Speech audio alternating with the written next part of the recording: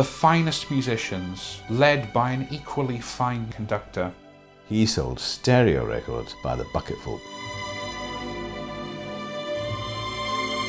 Beneath that unassuming look was a man with great ambition. He made popular music popular. You hear the first opening bars of Charmaine and people would say, that's Mantovani.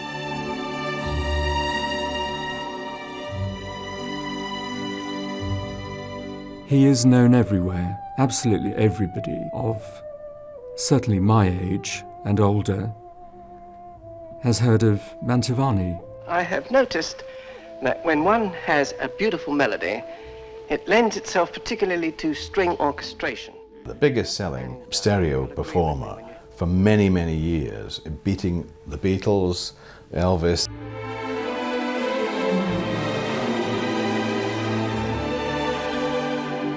As soon as a piece came on, you wouldn't even have to hear the name Mantovani. You'd just hear the first few bars of the piece and you'd say, that's Mantovani. Was a very adept musician and a very fine conductor, and remained so. He really knew every side of the music business.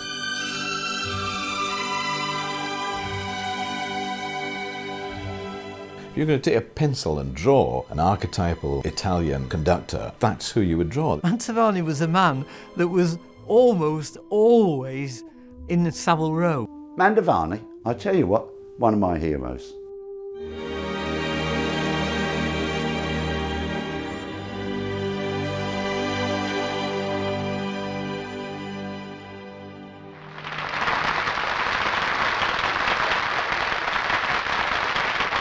Monty, of all the truly enchanting places in Italy, which is your favorite? Venice. And I can't think of a more appropriate way of commencing this program than with Summertime in Venice.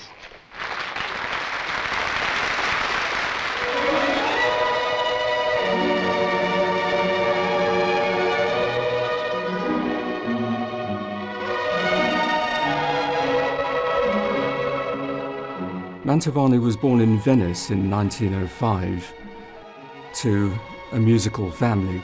Venice is a city that has a great deal, a huge amount of musical heritage, going back to Vivaldi and before that, Gabrieli, who's another important figure in Mantovani's music later on. His father, Bismarck Mantovani, was a very, very famous leader. He led the La Scala Orchestra in Milan, under people like Toscanini, Beecham, Mascagni himself, believe it or not, who of course wrote Cavalleria Rusticana.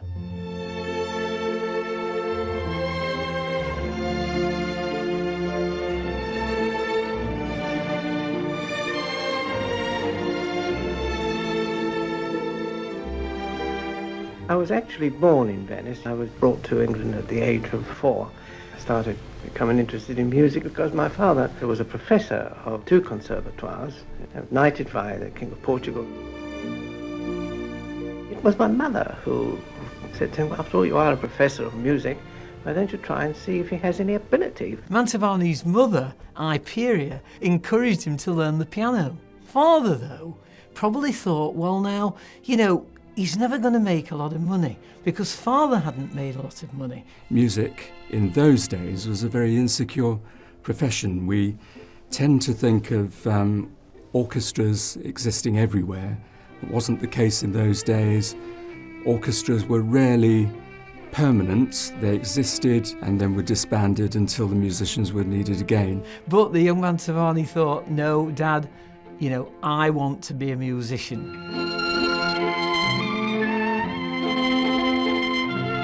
I started violin at a very late age of 14, and by 16 I was my own boss. I had to go and earn my living. He ended up playing in a sort of salon orchestra that played at Midland Hotel in Birmingham. And then in 1924 he decided that he wanted to move on, he wanted to go to London, and he signed up with Emilio Colombo's salon orchestra at the very prestigious Hotel Metropole in London.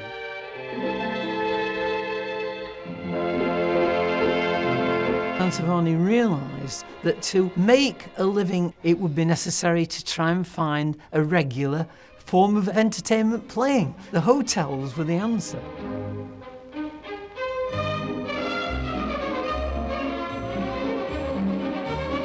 All the great hotels had small orchestras. They were the best jobs in those days, so therefore it attracted the best musicians. The Trocadero, the Monseigneur restaurant, these places attracted the hoi polloi.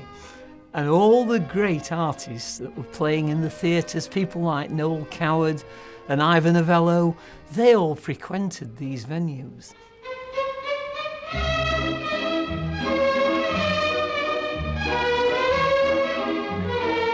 In my young days, where violin was king, shall we say, all the leaders were violinists, the music that suited a violin was really nice.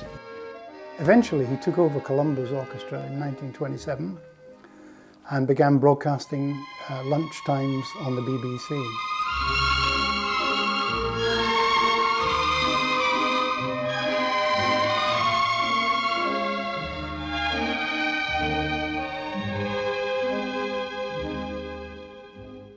Mantovani as a musician was a slightly rarer breed at a time when a lot of the band leaders like Giraldo and Joe Loss were becoming more business orientated, and they would find themselves at the other side of the table. Whereas for Mantovani, he was a practical and practicing musician and a very fine conductor, which meant that the arrangements could be that little more complicated. By 1931 he was ready for a change. He'd done 6 years in the hotel business. He thought that he needed to get out of that. He felt he was in a rut. And he found himself as the backup band at the Monseigneur night spot in Piccadilly. The Prince of Wales was there every night, and all that aristocracy, and it was the first place that had cabaret. And I was there to soothe them and play for dinners and a little bit of cabaret work as well. It was a stepping stone too for many young violinists.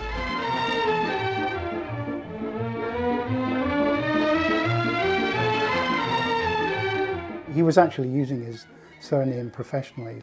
So he was known as Mantovani, but to his friends and fans, he became Monty.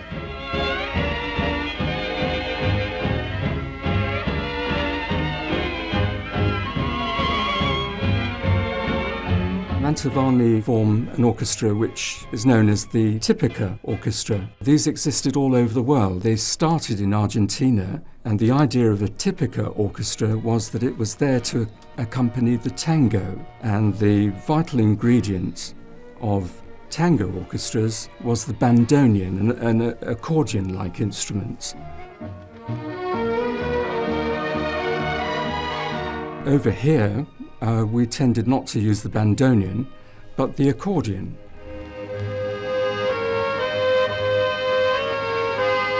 Right from the beginning, that was a vital part of Mantovani's orchestra, and it remained with the orchestra ever since. Usually accordion people just rattle off notes, and when it comes to phrasing or doing anything, they're gold dust. And he was so lucky to meet probably the best accordionist, Ronald Binge.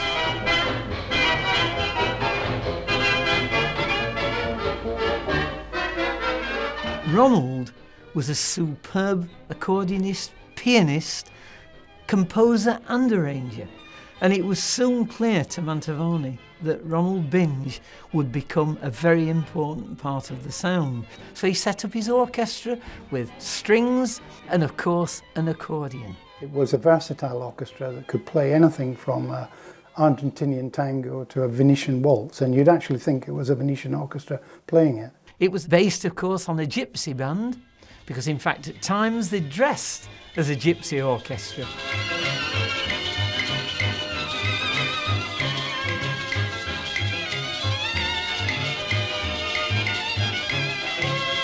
They were unusual because they had no brass, no woodwind and no percussion. The seven-man orchestra made quite a noise. Monty started with his Tipica orchestra competing against these great bands. Jack Hilton, Jack Payne, Roy Fox. And he went from that to being a conductor, an arranger and a musician of a huge concert orchestra. And that doesn't happen by chance. That happens through one thing, talent. The 30s were the formative years. They were the years when Monty was able to realise just what light music could do.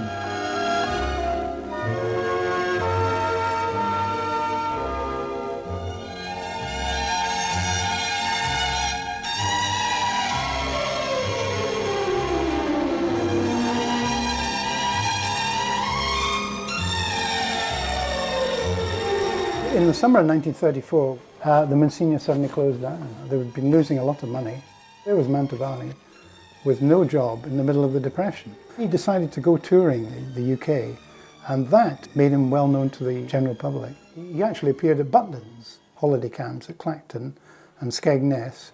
They were quite prestigious bookings in those days. People went to see him, and then they bought his records.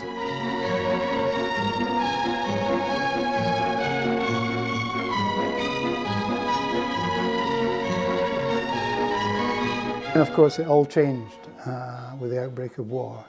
I was the first one to know that the war was breaking out, because we were just about to go on and do our show, and they stopped it. Day before war was declared. But he carried on broadcasting. Then, of course, in 1940-41, he was recording with Vera Lynn, made 37 recordings. And if you listen to The White Cliffs of Dover, whose orchestra's accompanying her? It's Mantovani's. There'll be bluebirds over. The combination of her voice and his arrangement and orchestra, what a combination. And that's really, I think, why White Cliffs of Dover is still one of the biggest hits today, and so many people like it with such affection. There'll be love and laughter. Mantovani soon became the toast of London.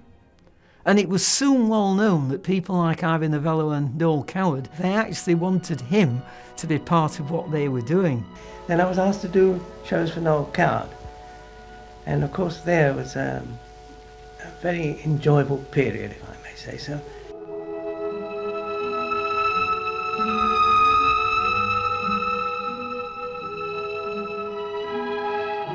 Which originally started in a Noel Coward show called South Pacific with Mary Martin. This was at Drury Lane Theatre after war ceased. Noel himself really wanted Mantovani to lead his latest productions as musical director. But although Noel sort of wanted to do everything himself, even he had to sort of concede and think he perhaps needed some help. But the two productions that they worked on weren't particularly financially successful.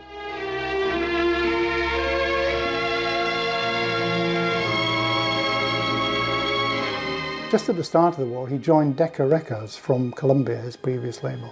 That was pretty important because he stayed there for the next 35 years and made his reputation with Decca, and also made Decca's reputation.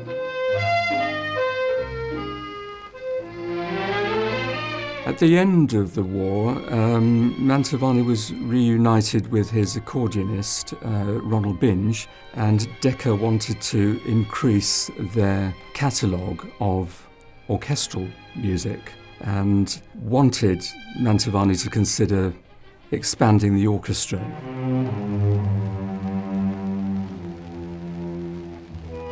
He was asked by Decca to put something together that was different. He'd already started bringing the size of his orchestra up, and he was even calling himself Mantovani and his Concert Orchestra. That was long before the famous Cascading Strings. Mantovani was not terribly keen on large orchestras because they generally include brass instruments, which, as any violinist will tell you, in a small orchestra it's not much fun playing with brass players around you. But these instruments were drawn into the orchestra one by one.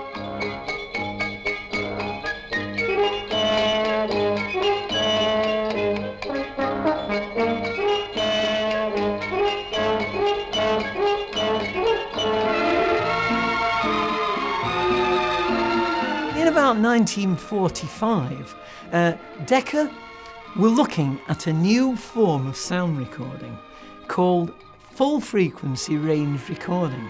This was on 78s, the old shellac 78, but Decca were the first people to come up with a much higher quality sound on a 78. Mantovani was asked to do the very first FFRR, as they called it, recording. It was called Lullaby of the Bells. It did very well.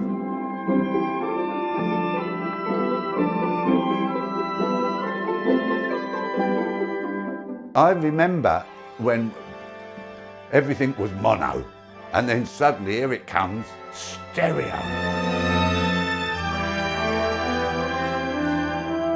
When stereo first came in and everybody was buying radiograms and record players for the first time, they used to use Mantovani's albums in record stores to show off the stereo sound, because he was known in London as Mr. Stereo, because he was one of the sort of first pioneers to come up with the sound. Mantovani was the first one to sell 1 million stereophonic music. We think of Mantovani maybe as old and fuddy-duddy, but actually he was cutting edge.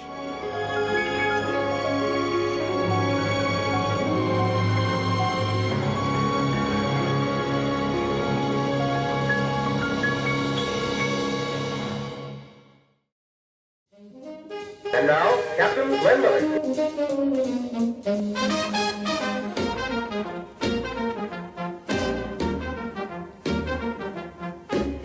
Anyone who hears Glenn Miller is aware that this is Glenn Miller, even if they haven't heard that particular record before. Mantovani wanted that kind of signature sound. Monty realised something new had to happen.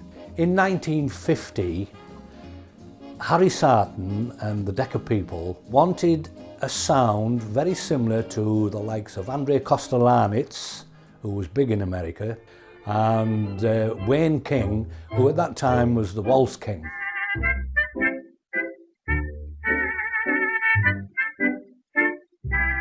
They asked here in Decca if I could do a record of waltzes.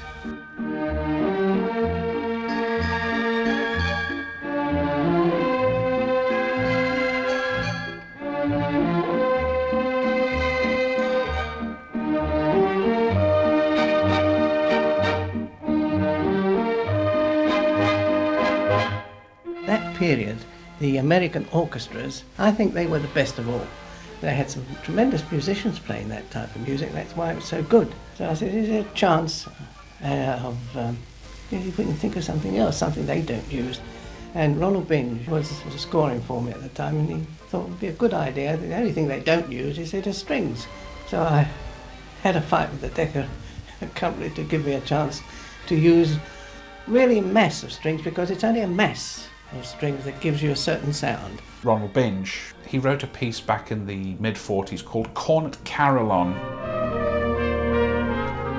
which actually was literally a piece of brass band music for cornets, depicting a carillon of bells. Mantovani was so taken with this that he decided it must be possible with strings, and being a very fine violinist himself, he asked Binge if he could try something along those lines. I have noticed that when one has a beautiful melody, it lends itself particularly to string orchestration. I know that Mantovani had discussed with Ronnie Binge the effect that Gabrieli, an early Baroque Venetian composer, used to get with his brass ensemble playing in the cathedral in Venice.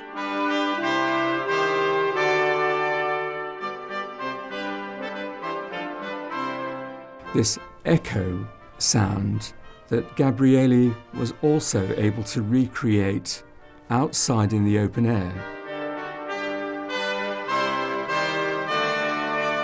By cleverly sustaining certain notes in his music.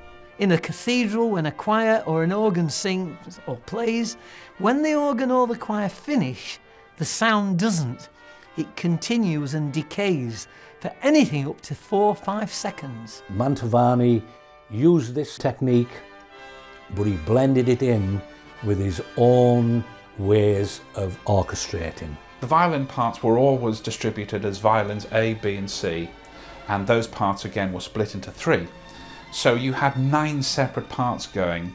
So if you had a tune with 10 notes in, the first violin A would hold the top note over whilst the second played the next, the third the next, the fourth the next, and then it might go back to the first, and it would jump around. So actually you got every note of the tune, but not all of the violins played it.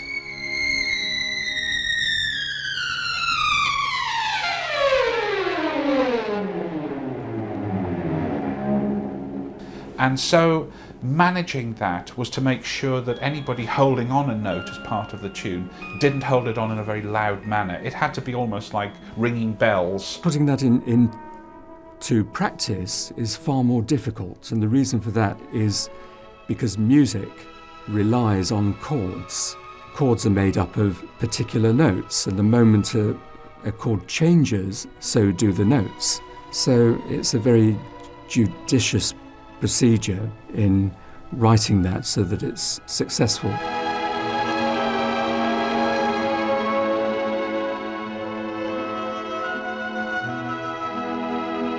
On Mantovani's control sheets, which I've been very privileged to see for the engineers, recording engineers, at a point where the cascading strings would happen, it just says sound. And when we played it, it really sounded beautiful. And the whole of the orchestra were delighted with it. When an orchestra's delighted, I start worrying. It's too good as a rule. Mantovani and his arranger, Ronald Binge, created this sound that was so much more than just the numbers of musicians who were there. It was a much, much bigger sound. It was a whole acoustic of a different kind.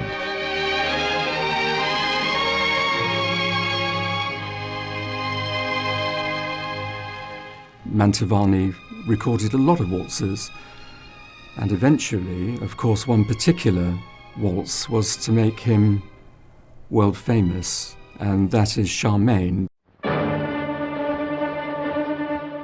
The interesting story about Charmaine and Diane, both by the same composer, Ono Rappé, one film took American audiences by storm. That was Sunset Boulevard. And there you heard Charmaine and Diane being played in succession.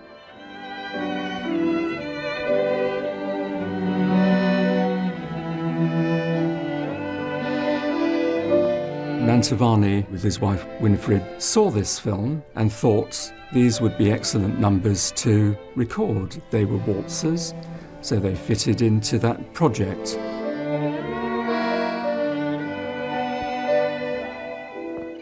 On the 6th of March 1951, Charmaine was recorded, and everybody said what a beautiful sound that was. Looking at it on the score at the time, I remember saying, well, goodness knows what's going to work here, you know, because if you see it on paper, you can't always tell, but anyhow, when we did record it in the studio, everybody thought it was rather lovely.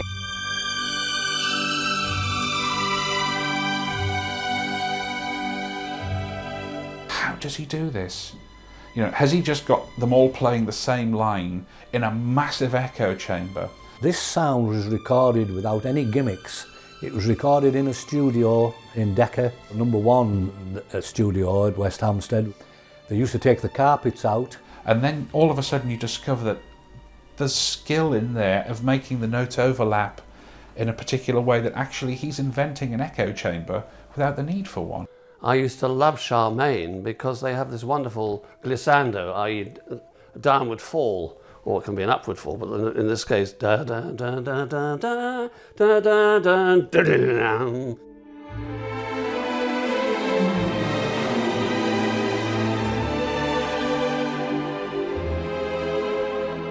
The quality of the melody and the quality of the arrangement and the quality of that playing, the sweetness of the strings, the beautiful, gorgeous sound of the clarinet, the trombone, the solo trumpet, and just the tiniest hint of rhythm section in the background. It makes it thrilling listening.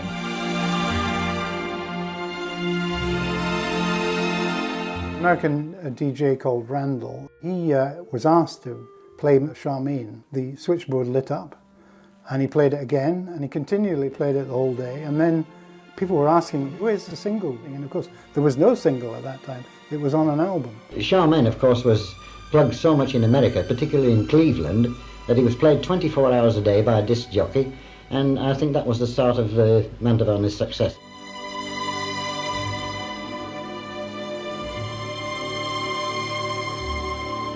We used to have a radiogram, Grundig, in the front room, beautiful. And my mum would have Charmaine be playing, I wonder what, and beautiful. I love now I appreciate the orchestration and the quality of it.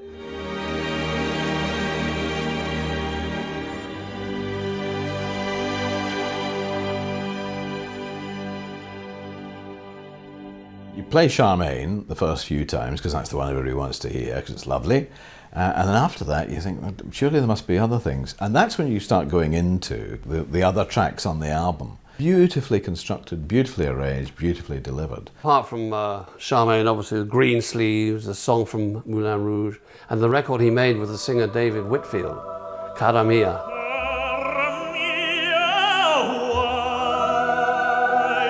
Must we say goodbye? Which was a huge hit, and Mantovani wrote the music to that. That was a huge one, #1. It was actually the top of the British top 10 for 10 weeks. And it was also in the American charts for about 18 weeks. Sold eventually about over 3 million copies.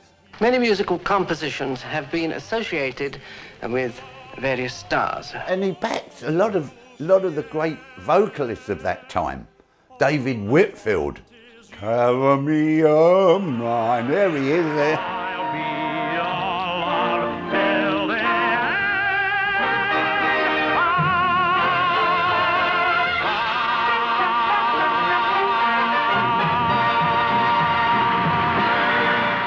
I think if those singers of the 50s, 60s wanted a lush sound backing them, Mantovani was the boy. Now, have you made up your mind which number you're going to sing? Well, no, Monty, it's still quite a problem.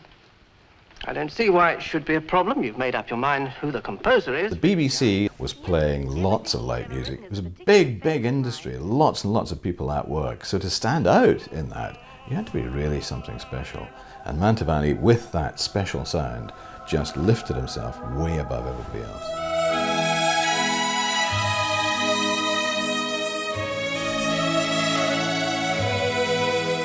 The record sales in the 50s were crucial to Decca's success in other fields. He became a cash cow for Decca. And if they were running a bit short of money, they'd whistle up another Mantovani LP.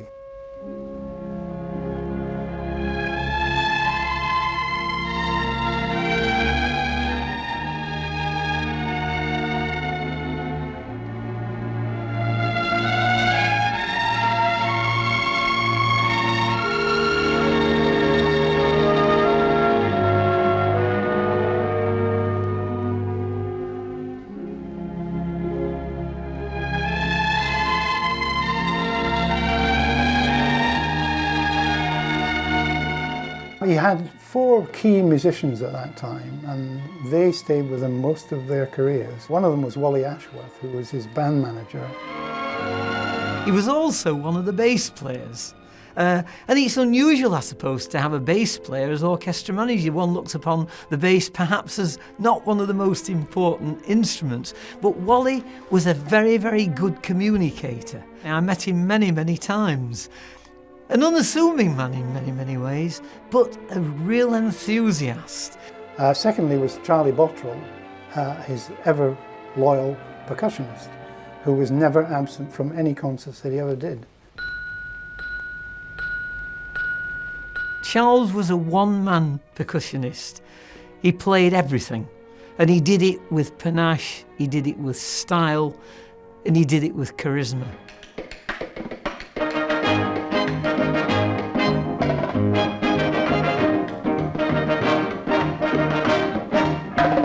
One of the numbers that was in the programme was called Dance the Diable, or the Devil's Dance. I think it was originally written for 7 percussion, but as I had to dash about and do everything, that's just one of those things that created a lot of amusement in the audience, and 1 or 2 antics that I did, purely spontaneous, but it was just one of those things that Mantovani and I worked between us, and then we would start the number.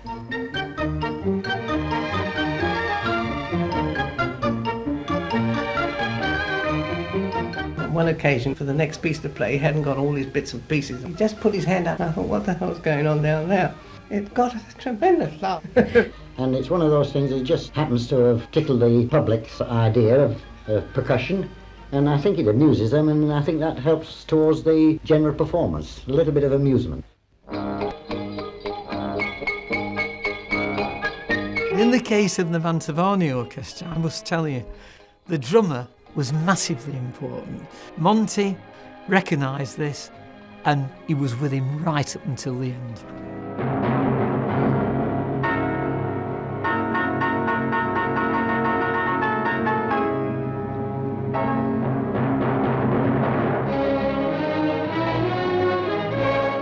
Thirdly, there was a wonderful trumpeter called Stan Newsom, who had a style all of his own.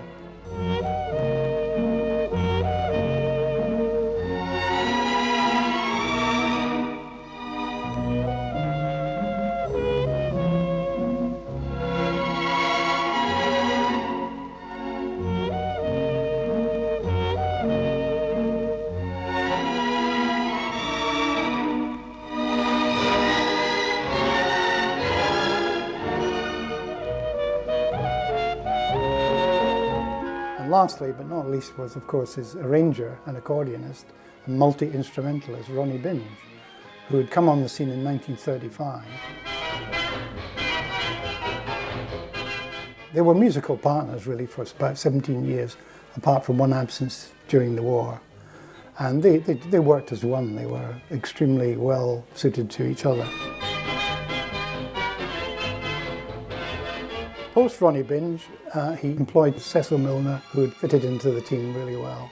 Well, my uncle joined Mantovani in 1953, and I can only gather that he was well known in the music circles in those days, and Mantovani took him on. I think my uncle did quite a lot to help Monty with the arrangements of the waltz music. Monty, in looking at the manuscript for this next song, this title is rather confusing to me. Do and Do.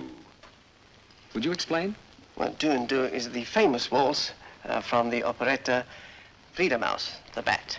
Well, I'm still not familiar with the title of it. Well, you may not be familiar with the title, but I'm quite sure you'll recognize it when you hear the music right from the start. Ladies and gentlemen, Mantovani and his orchestra play Do and Do by Johann Strauss.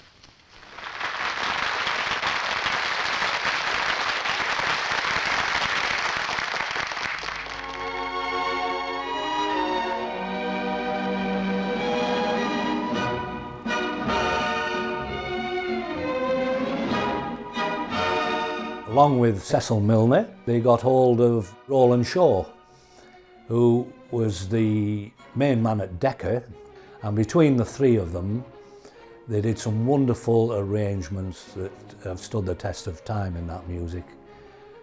Beautiful, beautiful arrangements.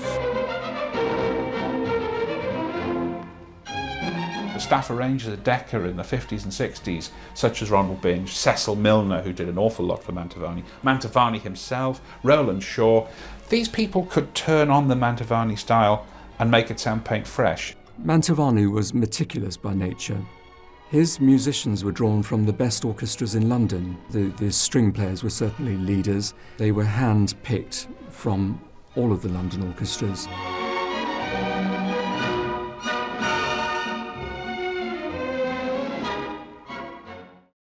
Jumping and jolting Jerry Lee Lewis.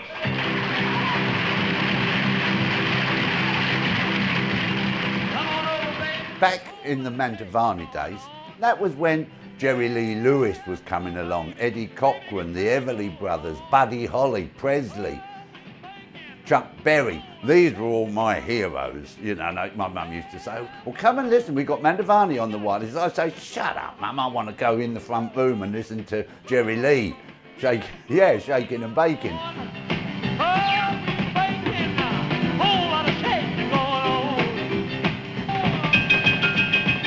The 50s had this huge change in musical direction because rock and roll came in and the youngsters suddenly felt this is our music, we don't have to listen to our parents' music anymore.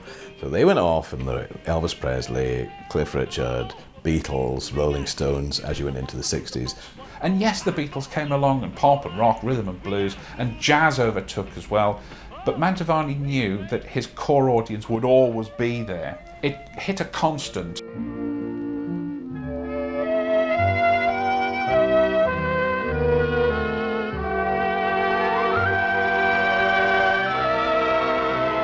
The traditional grown-up audience still wanted to hear a good orchestra doing the right thing, as Mantovani was.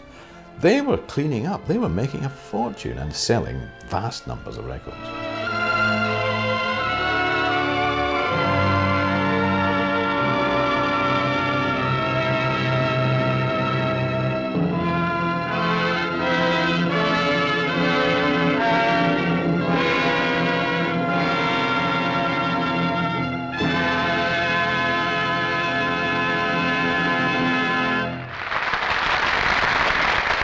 Mantovani had these nicknames, which mostly he was given in America, and I think the King of Strings was certainly one of them because they'd never heard a sound like it. He was so immensely popular because his sound was tailor-made for the stereo sound.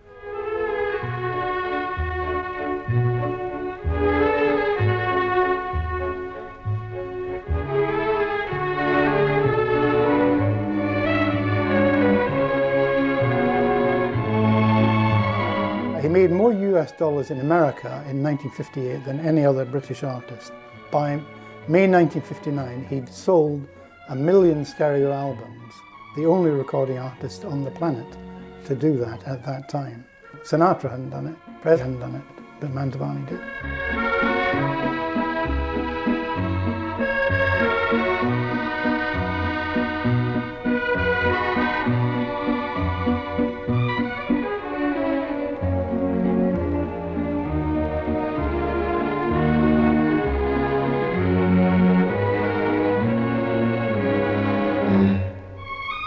The American record dealers, as soon as they knew there was going to be a Mantovani LP, a new one out, they would be publicising it in their shops, in their stores. They sold so many copies that it made all the record retailers, the record shops, rub their hands in glee. Mantovani, one of the biggest selling artists, with something like 60 million albums sold.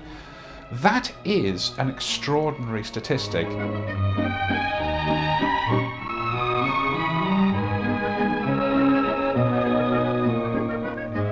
In those days, it was quite unusual to actually tour the States with a British orchestra. But of course, Monty wasn't able to take his own musicians. He was only allowed by the American Musicians Union to take 3 players: Lionel Solomon, Charles Bottrell, the percussionist, and Wally Ashworth.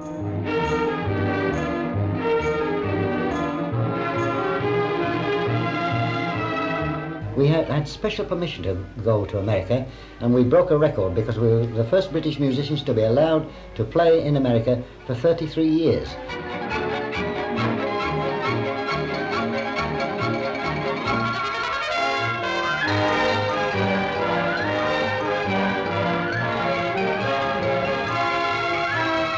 Very first concert in Montreal, and we had a packed audience, 14,000 people.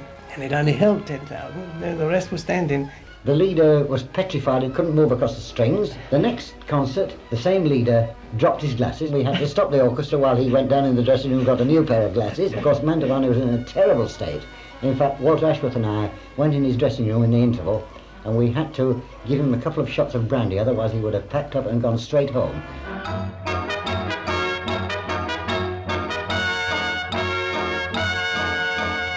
Touring with an orchestra is always a problem. You've got however many people, 40, 50, 60. They want to go out carousing, they want to go out drinking. They've got to be whipped into shape. And the only way you can do that is by being nice to your musicians. Now, the people who worked in Mantovani's orchestra stayed for a long time. That tells you a lot.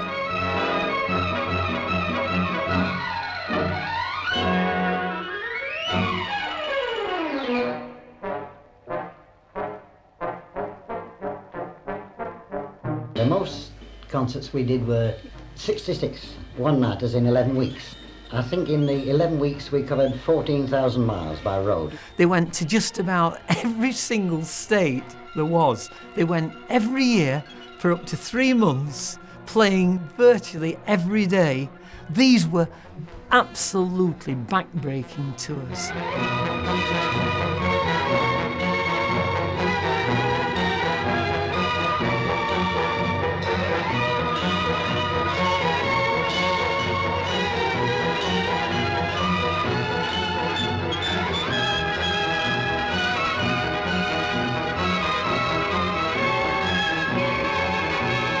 I did it for 15 years. Travel every night, looking for food in different places and wondering what sort of audience I've got. And through the strain, it put me in hospital with my dear duodenal again.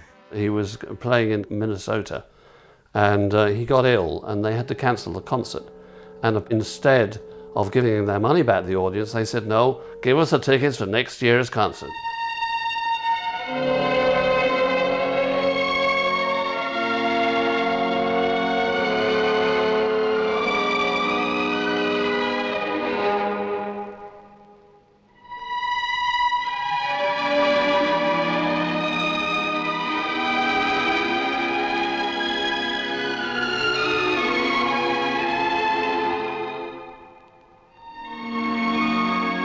He then went on to tour the Netherlands, he went to Belgium, he went to Japan. And there, of course, I really worried myself sick because I was told, they said, don't worry if you don't get any applause. They wait till the end of the concert and then they give you applause. And to my utter amazement, they applauded after every piece. He went to South Africa, he went to Germany. He conquered the international market.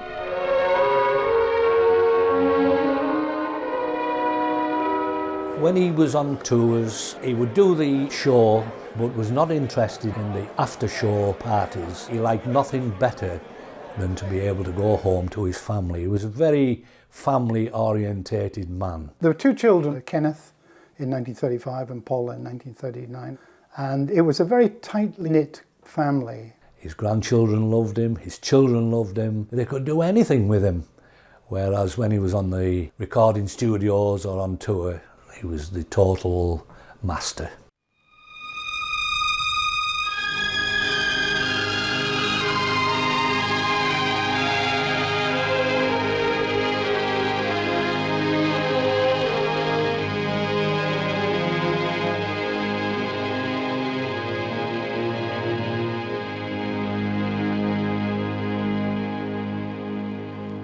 After Charmaine and the great success on the tours, Mantovani was approached by Associated Television.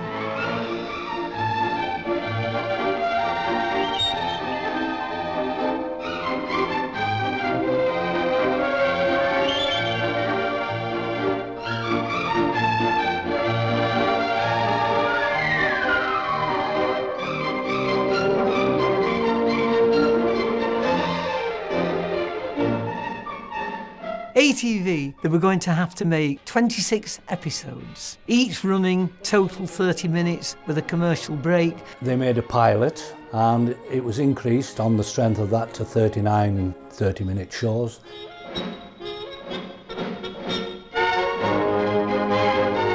Got going with this in August of 1958, started recording at Elstree.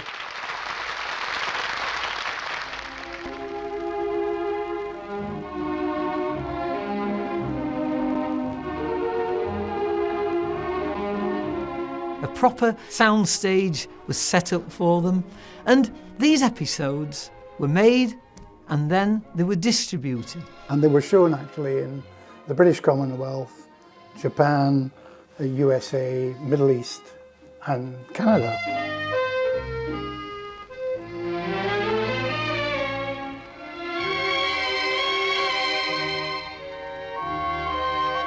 They were lovely programmes. They, of course, had American guest artists on them, as well as UK. People like Vic Damone, Connie Francis, John Hanson, Petula Clark. And when two lovers woo, they still say, I love you. On that you can rely. No matter what the future brings, as time goes by. That famous television series with the American frontman John Conte being all smooth and introducing his friend Monty. I'm John Conte. Here's the star of our show, Mantovani. Monty, I'm sure you'll be pleased to know that we have the wonderful Les Compagnons de la Chanson. Oh, very good. As our guests on the program. Mantovani was one of the first people to really embrace the power of TV. Jack Hilton had tried it through ATV with his own variety shows. But Mantovani was very clever because not only was he a great orchestra leader, but he did look good on TV. Monty, could you give us a little bit of mood music so that Carol and I might concentrate on her number? Well, if you can concentrate on the number we're going to play, I wish you joy. I wonder what he meant by that. I think I know. He's very correct in the way he spoke, the way he walked, the way he did everything, and brought his hands up to get the orchestra all ready. That doesn't happen anymore because you've got people who are showmen now. Mantovani was perhaps the most immaculate and well-turned-out man I think I've ever met. It's a great pleasure for me to announce a very welcome guest star, the most charming and beautiful young lady, Miss Adele Lee. Thank you, Monty, for those nice words. Oh, well, you deserve that. I understand you're going to sing Waltz of My Heart. Yes, from the dancing years. By dear old Ivor Novello. Yes. Wonderful. The powers that be said we would like 2 to 3 shows a week. And Monty said, I like a lot of rehearsal time. We don't want to put them out, and they're not right. Monty was a perfectionist, even to the extent, by the way, that he wouldn't have on the films any musician that had got a bald head. He insisted on the props providing suitable wigs so that the musicians all looked prim and proper and as good as they could.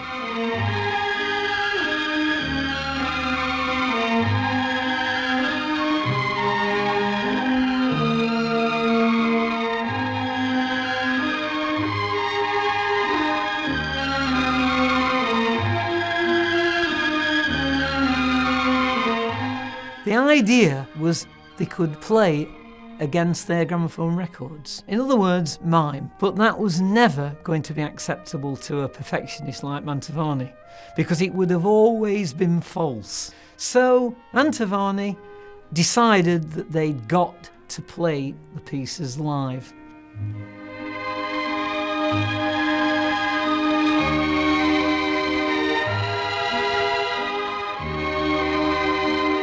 So they were all brand new recordings for that film series. And remember, none of those recordings of those great guest artists have ever been available.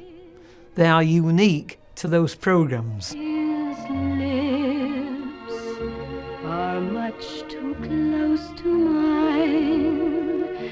Oh, beware my foolish heart. But should our eager lips combine, then let the fire start. I had the privilege of speaking to a few of the musicians who were on those films. I asked what was it like to play for Mantovani, and they all gave the same answer. He was a very, very hard taskmaster. He wanted it done right, and he would rehearse and rehearse until he got it right. And anybody that wasn't up to the game didn't last long with Mantovani. The Song of the Vagabonds, sung to you by John Hanson. Come all you beggars of Paris town, you lousy rabble of low degree. We'll spare King Louis to keep his crown and save our city from Burgundy. They were shown for some silly reason late at night. A lot of people, I don't think, ever even knew about them.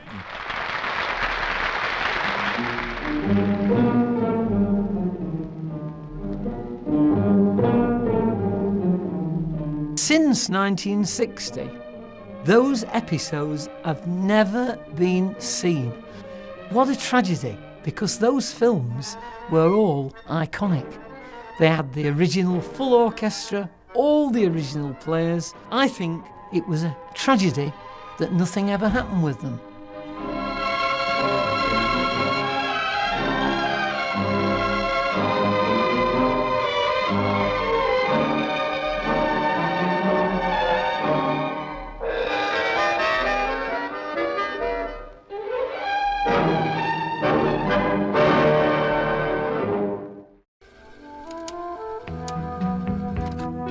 Through Decca's A&R manager, who was a man called Tony D'Amato, they needed to move on. And so, to compete with the Beatles, Elvis Presley, they decided we've got to bring new arrangements in more of a popular idiom. Mantovani's stock in trade was the unique sound he could apply. Well, new standards were coming along. Groups of youngsters like these have teamed together with one ambition, to top the hit parade. And ballads all through the 60s, and then Burt Bacharach.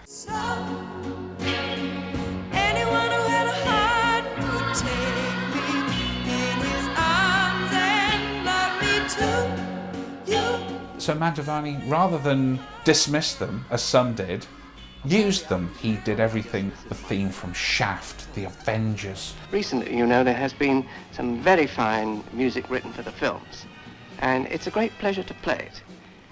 And I think we'll start off by playing one of my own particular favorites.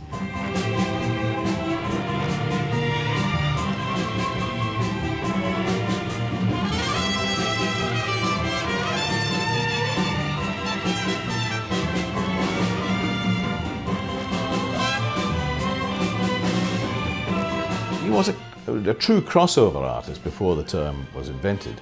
He was working both sides of the street. He was one who was versatile enough to push in such extreme directions for his kind of music. He really knew every side of the music business.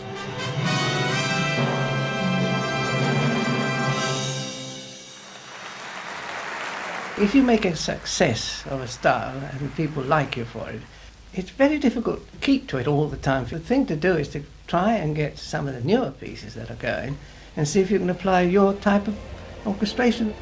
Thanks to the Beatles, I'm more popular now than I ever was.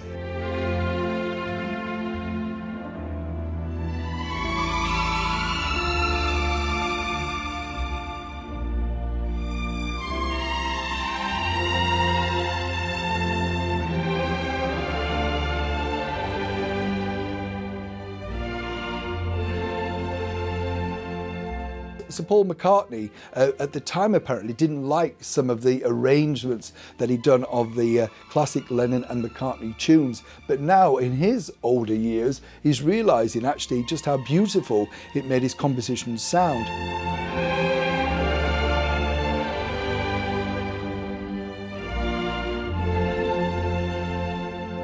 I grew to appreciate Mantovani so much more, mainly when I started ballroom dancing.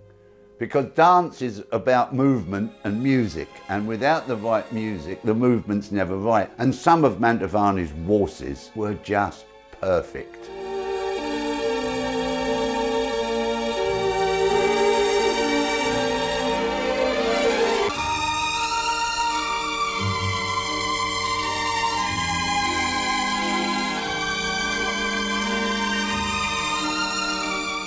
And of course, he was very famous for being the arranger on big hit shows. And Mantovani's sound really suited because it was very glamorous. You had these guys in dinner suits looking impeccable with their slick back hair, these gorgeous outfits worn by the ladies, which were all glittering and shimmery.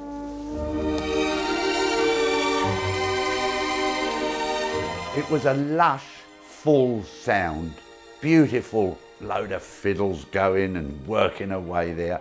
Some tracks would take you to Austria. Mantovani would take you straight into Vienna. Just lovely.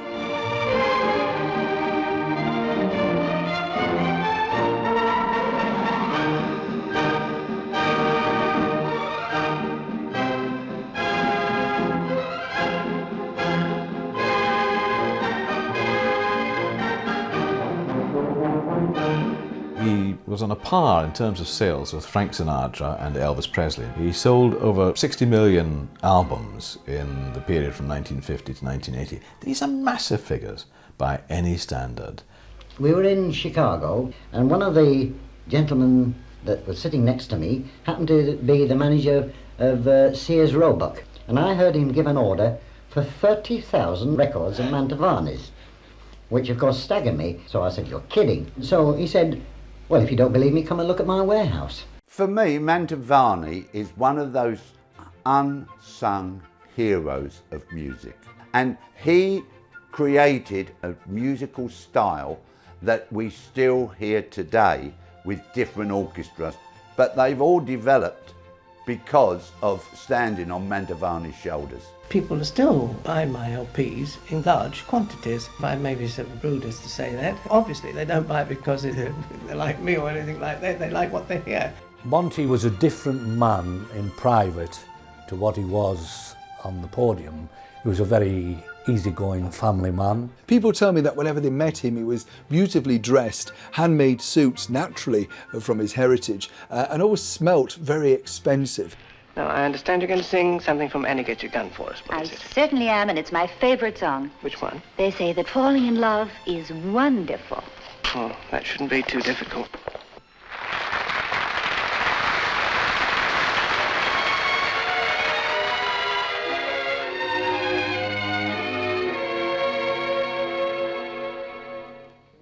They say that falling in love is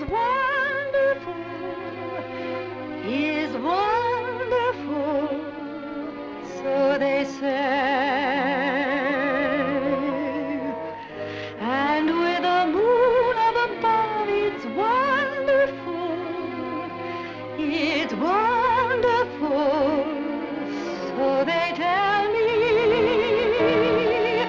I can't recall who said it. I know Mantovani, he was a very keen photographer, and so was my uncle. Cecil was invited down to Greensleeves in Bournemouth to stay a number of times. I looked at a diary. It said in the diary that Cecil and Mantovani, they went off together in his Rolls Royce, and I believe it said they had a trip to Wimborne. When they were in the car, they were just obviously talking about music, getting away from things and talking amongst themselves about music. What's the next production or whatever. To hold someone in your arms is wonderful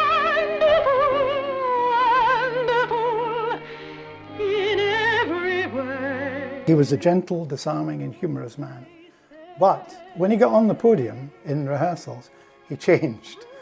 He wouldn't stand any messing at all, and if anybody played anything that was not right, it was called the Mantovani glare.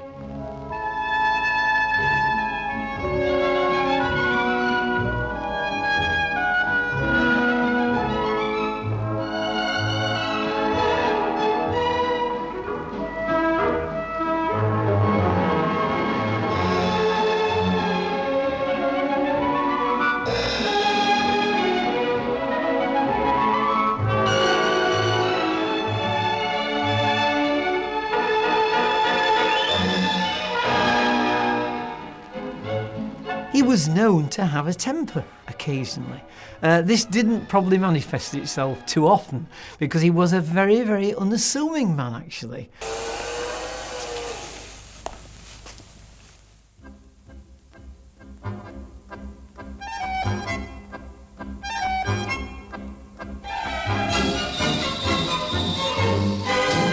Sometimes he was irritable. That was probably due to his Latin temperament. He constantly sought the best from himself and expected others to follow. So it wasn't always plain sailing between him and his musicians.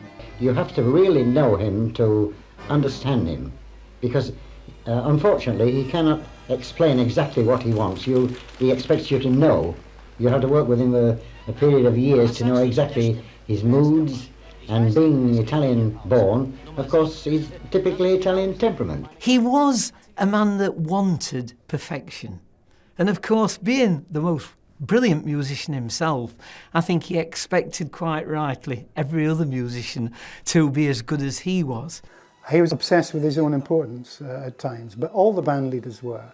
It was a fiercely competitive industry, so they were always promoting themselves, and he was no different from anyone else. We've seen these big band leaders like Ted Heath, Jack Hilton, and they weren't exactly the most stunning looking people. When you had a good orchestra leader, a good looking orchestra leader like Mantovani, it really worked in his favour. La belle France. Someone once said, London is a man's town, there's power in the air. But Paris is a woman's town with flowers in her hair. That is very good. He did, in fact, by the way, have 3,000 proposals of marriage during his career. And so it's easy to understand that when he went back to Venice, I'm quite sure some of the lovely ladies there made sure that they got as close as they could.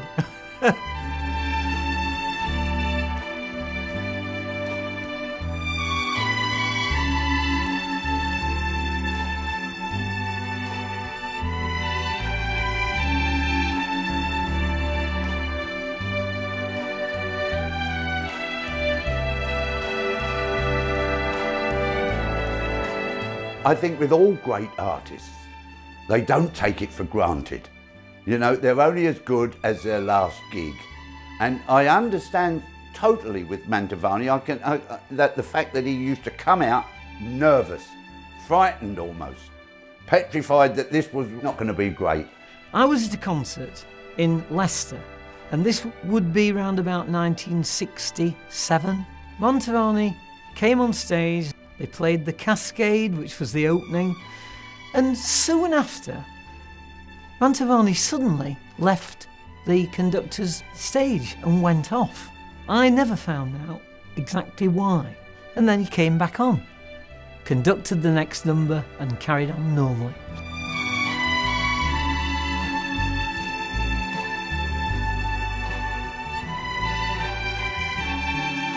He stopped touring in 1969.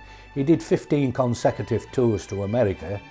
I mean, he was doing 60 concerts in a 3-month period, which is a heck of a lot of concerts. They used to kill me, the American tours, you see. It used to take 3 months away and of non-stop, and it used to exhaust me. His wife came to the decision, I think it's about time that you stopped all this touring, she said, and looked after yourself.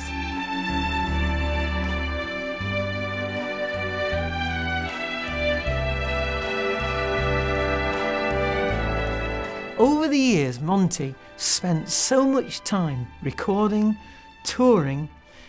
It did definitely make him a man that wasn't as well as he could have been in later years. After about 1973, Monty became quite ill and he was becoming quite slow and struggling with his words and having to be prompted. Sadly, he became forgetful. I don't think anybody realised in those days just what was happening.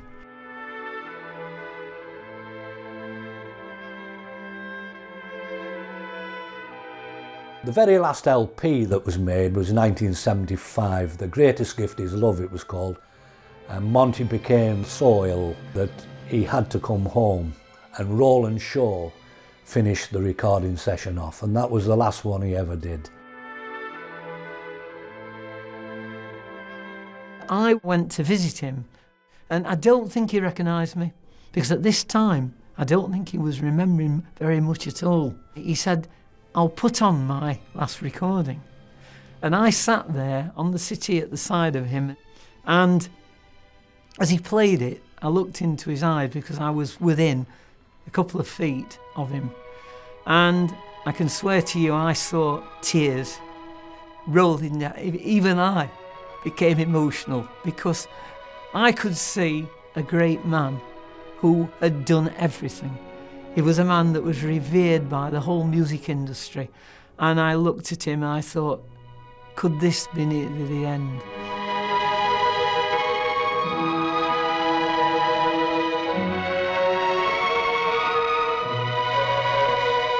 He struggled. He went into a home in the end. And I remember talking to Lionel, one of his musicians, and he said Monty had lost it, you know, he was very, very ill. But he said, when I used to go into the room, he remembered me. He said, "Oh, hello, Lionel, where are we playing tonight?" And he thought he was in a hotel room. Winifred, his wife, died of cancer. He never even knew that she'd died. What a sad end to what was, in my opinion, a wonderful marriage. Sorry if I'm getting emotional, but it does affect me.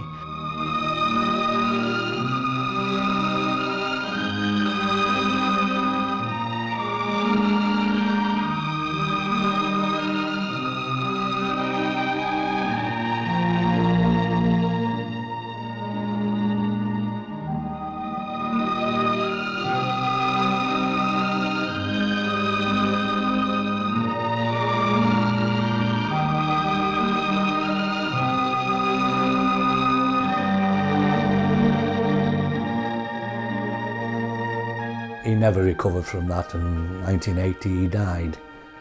We lost a great man when he went. And what a sad and untimely end at the age of 76 to a man that had done so much.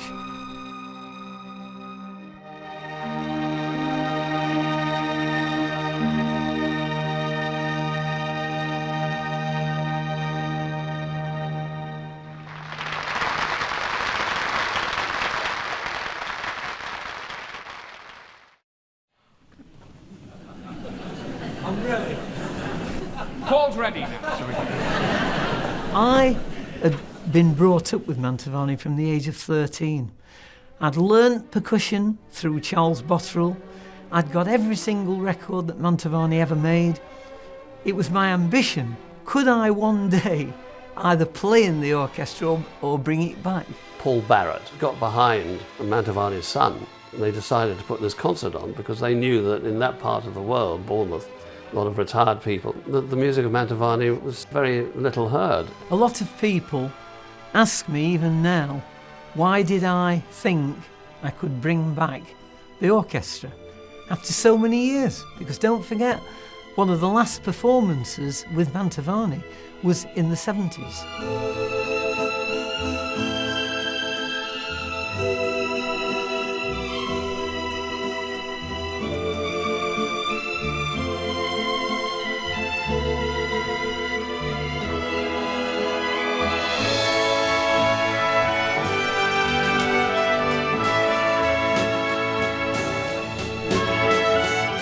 I met Frank the Prince, the producer now of the concerts.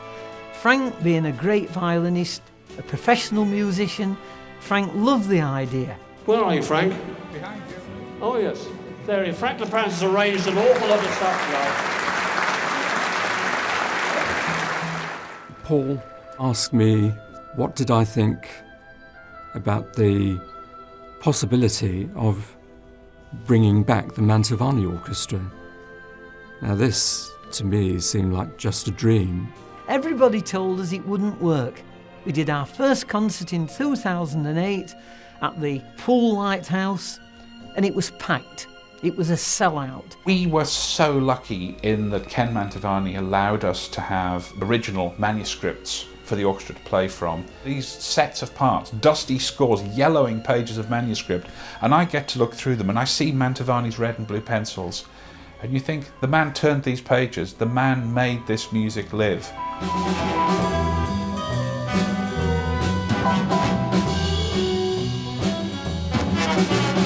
They are very, very keen to come back and play again. And people ring me up and say, oh, I enjoyed it so much, please can we do it again? It's like, yes, of course. We're very glad that we have the opportunity to play a Mantovani concert. Why don't the BBC do something? Friday night is music night? Not yet.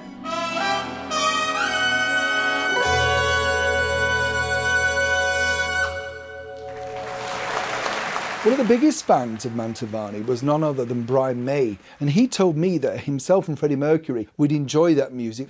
Brian is amazed that more people don't really reach out and respect Mantovani. Well, John, what could be nicer than playing music for lovely ladies? Well, frankly, Marty, I can't think of a thing. Well, in that case, I'd better start.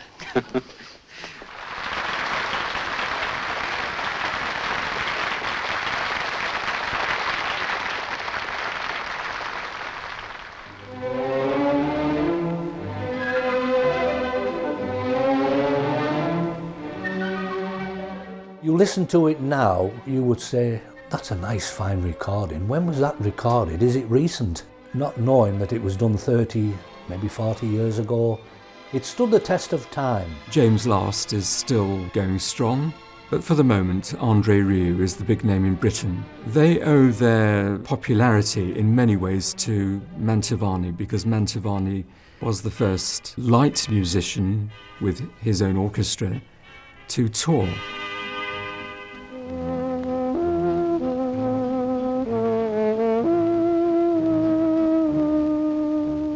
One man was able to record many different styles. His legacy is simply the finest musicians, led by an equally fine musician and conductor, playing fine arrangements. What I loved with Mantovani was his sincerity. He loved the music and he wanted everyone to love it. It wasn't just a frothy little pop song that he hoped, would sell a few tracks. He genuinely loved what he was doing.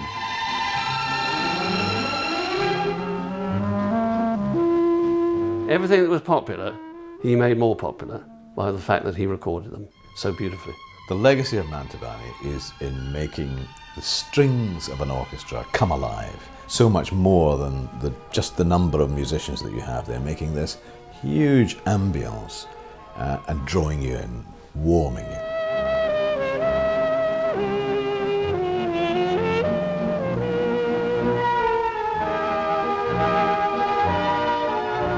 The newspaper referred to him as the king of string and the maestro of sweet music. Today, a popular artist records a single, and if they've done 50,000, they think they've done well. Monty, with Moulin Rouge, sold over 1 million. These were the days when music was for everybody.